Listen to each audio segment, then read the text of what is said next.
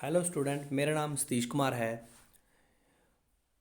11वीं कक्षा भूगोल विषय में आपका स्वागत है। हमारी पुस्तक चल रही थी फंडामेंट्स ऑफ फिजिकल ज्योग्राफी, भौतिक भूगोल के मूल सिद्धांत। हमारा चैप्टर नंबर 4 चल रहा है distribution of ocean and continent, महाद्वीपों और महासागरों का वितरण। ये हमारा चैप्टर चल रहा है और ये इसका थर्ड पार्ट है इस चैप्टर का। तो चलते हैं हम सीधा टॉपिक के ऊपर। आगे हम पढ़ने वाले हैं स्वयं धारा सिद्धांत। एक और है कन्वेंशनल करंट थ्योरी। ये थ्योरी को हम पढ़ेंगे। इस थ्योरी में क्या है? इस थ्योरी में एक 1930 में के इस टाइम के दशक में आर्थर होम्स इस नाम का एक व्यक्ति था, जिन्होंने मेंटल के ऊपरी भाग, जिसमें रेडियो एक्टिव तत्व इनके अनुसार उत्पन्न होता है और उससे जो है काफ़ी ज़्यादा तापमान बढ़ता है, तापमान भिन्नता उत्पन्न होती है और जिसके परिणाम स्वरूप भिन्न प्रकार की संवहन धाराएं बनती हैं। तो पहले मैं आपको ये संवहन धाराओं के बारे में बताता हूँ। तो ये एक डायग्राम है, इसमें संवहन धाराओं के बारे में बता रखा है। तो ये मेंटल का हिस्सा है। इस मेंटल के हिस्से में इस तरीके से नीचे से गर्म मैटर, रेडियो एक्टिव पदार्थ ऊपर की तरफ जा रहा है और इस तरीके से एक सर्कल नुमा आकार में ये नीचे की तरफ आ रहा है। तो इसी प्रकार का प्रोसेस इस साइड में भी हो रहा है। इधर से ऊपर की तरफ जा रहा है और इस तरफ नीचे की तरफ आ रहा है और इसी प्रकार का एक संवहन धारा का इसी प्रकार से यहाँ पर बन रही है। तो अब जब ये जिन क्षेत्रों से जैसे यहाँ से ऊपर जा रही है, तो इसकी ऊपर वाली जो क्रस्ट है इसको ये दो तरफ खींचने का काम करेगी, इधर वाली को इस तरफ और इधर वाली को इस तरफ, जिसकी वजह से यहाँ के बीच में फॉल्ट पैदा हो जाएगा। इस जगह पर फॉल्ट पैदा हो जाएगा और जहाँ पर ये दो संवहन धाराएं आपस में आके मिल रही हैं, तो ये ऊपर की क्रस्ट को एक दूसरे के नज़दीक लाने का काम करेगी। तो जिससे क्या है, ये ऊपर वाली प्लेटें, इनमें मूवमेंट आरंभ हो जाती है। तो इस प्रकार का कंसेप्ट था जिसे ये बताने का काम किया है स्वयं धारा सिद्धांत ने। तो ये डायग्राम में भी वैसा ही दिखा रखा है। तो ये कन्वेंशनल सेल बन रहा है, इस तरीके से ऊपर और नीचे की तरफ स्वयं धारा जा रही है। तो जहाँ से ये इस तरीके की फोर्स ऑरिजिनेट हो रही है, तो जिसकी वजह से नीचे से मैटर यहाँ पर बाहर आ रहा है और इसी तरह से ही ये वाली फोर्स, इस वाली फोर्स की वजह से यहाँ से मैटर नीचे की तरफ जा रहा है। तो जितना मैटर नीचे जा रहा है उतना ही वहाँ से इस जगह से बाहर की तरफ आ रहा है। इस तरीके से पृथ्वी का आयतन में भी कोई ख़ास अंतर नहीं आता, पृथ्वी का आयतन वही रहता है और नई चट्टानें बनती रहती हैं और पुरानी चट्टानें वो धरा मेंटल में वापस चली जाती है। तो ये मेंटल में वापस चली जाएंगी और इस जगह से मेंटल से नया लावा बाहर आएगा और नई प्रकार की चट्टानों को बनाएगा।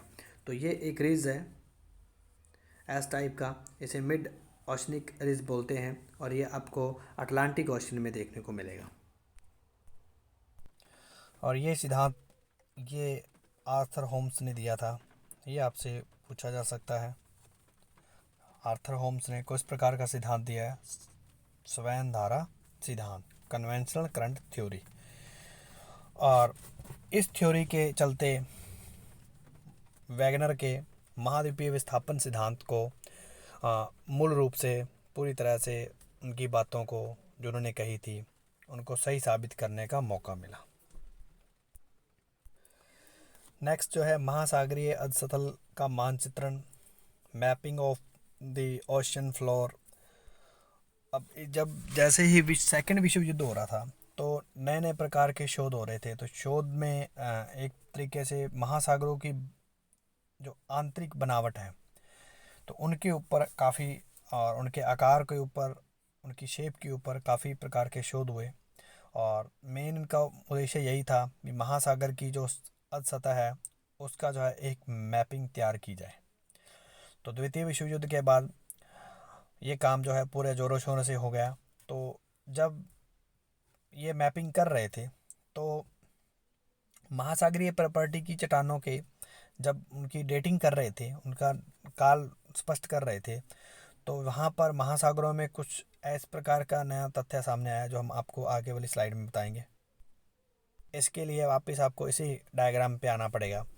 तो जब हम ये कटक के ऊपर अटलांटिक महासागर के इस कटक के पास से मैपिंग हो रही थी, तो इसके इस क्षेत्र में नई चट्टानें थी, और जैसे जैसे आप इस तरफ जा रहे हो या इसके इस तरफ जा रहे हो, दाएं या बाएं किसी तरफ जा रहे हो, तो वैसे वैसे चट्टानें पुरानी होती जा रही थी। तो यहाँ पर सबसे नई, उससे पुरानी और उससे पुरानी, इस तरीके से डेटिंग हो रखी थी। तो इससे स्पष्ट ये होता है नीचे से ये जो लावा बाहर आ रहा है, तो इस लावा की वजह से यहाँ पर नवीन चट्टानें देखने को मिलेंगी, और जैसे जैसे इससे दूरी बढ़ती जा रही है वैसे वैसे चट्टानों की जो एज है वो ज़्यादा होती जाएगी। तो ये हमें ओशियन की जो फ्लोर की मैपिंग करने के बाद हमें स्पष्ट रूप से ये पता चला, और यही बात जो आर्थर होम्स ने अपने सिद्धांत में, स्वयं धारा सिद्धांत में कही थी। इसी तरह जब हम पूरी पृथ्वी का मैप तैयार किया तो इस तरीके की शेप हमें देखने को मिली।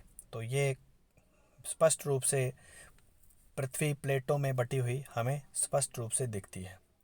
तो ये एक तरह की प्लेट की बाउंड्री है। तो जो अब हम पूरी की पूरी पृथ्वी का, महासागरीय सतह का हम मैप तैयार कर रहे थे, तो पूरी पृथ्वी इस तरीके से छोटी छोटी अनेक प्लेटों में बटी हुई दिखी।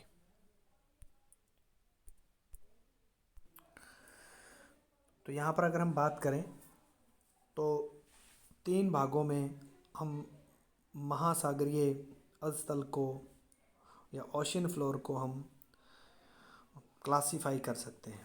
पहले है, सबसे पहले कॉन्टिनेंटल मार्जिन, दूसरे है एबेसल प्लेन, और तीसरे है मिड ओशनिक रिज।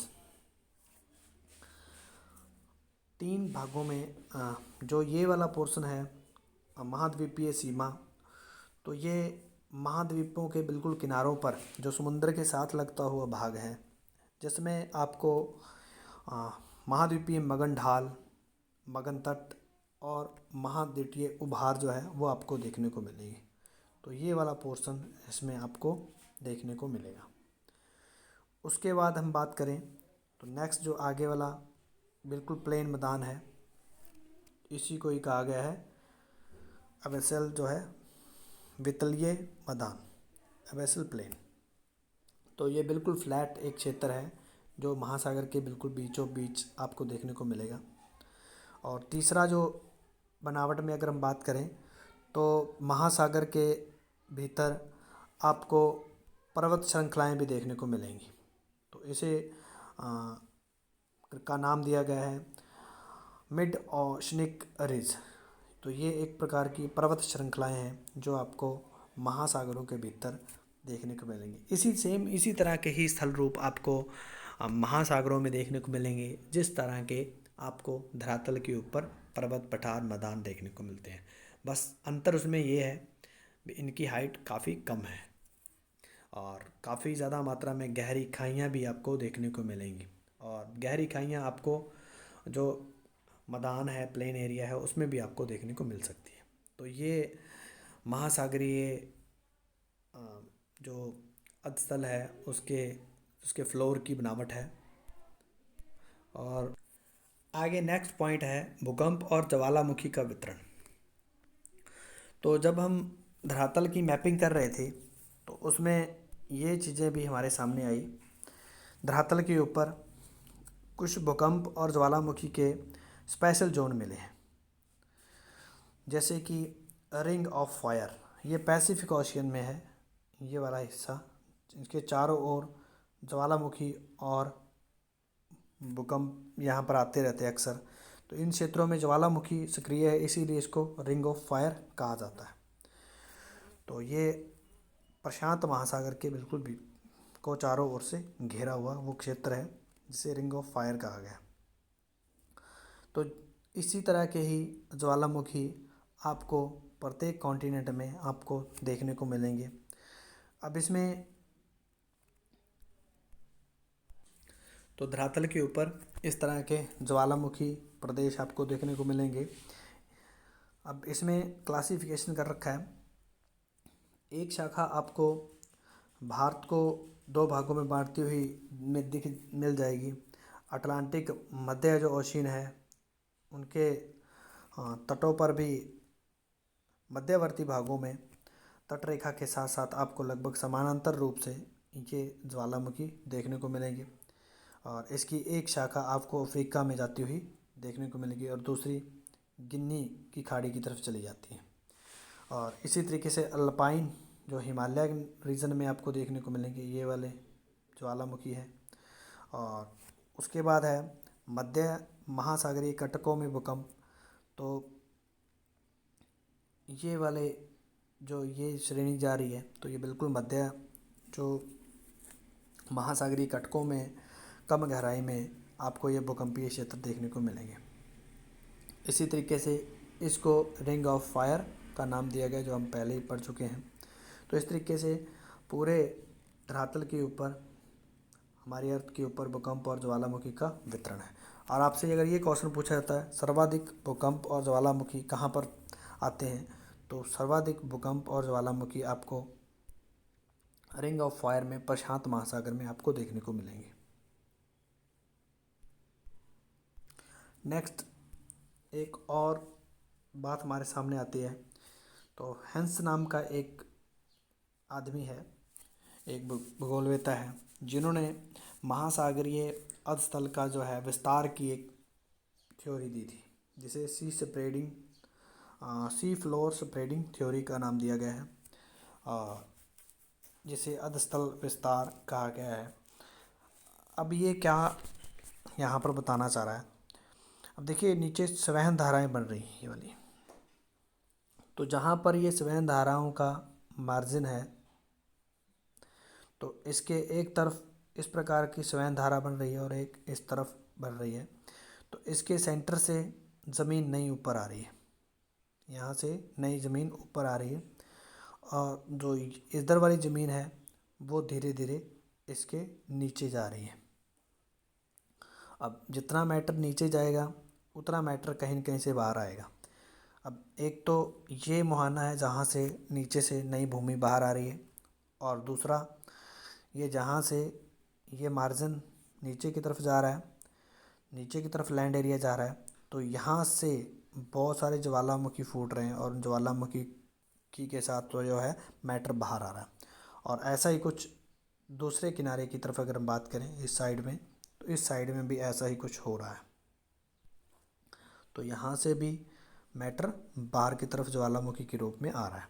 तो इस तरीके से जो ये हिस्सा है, इस हिस्से में लगातार समुंदर का जो सतह है वो नई बन रही है। इस जगह पर नया लावा आता है और नई चट्टानें बननी शुरू हो जाती हैं। और जैसे जैसे हम इस तरफ जाते हैं वैसे वैसे चट्टानें पुरानी होती जाती हैं।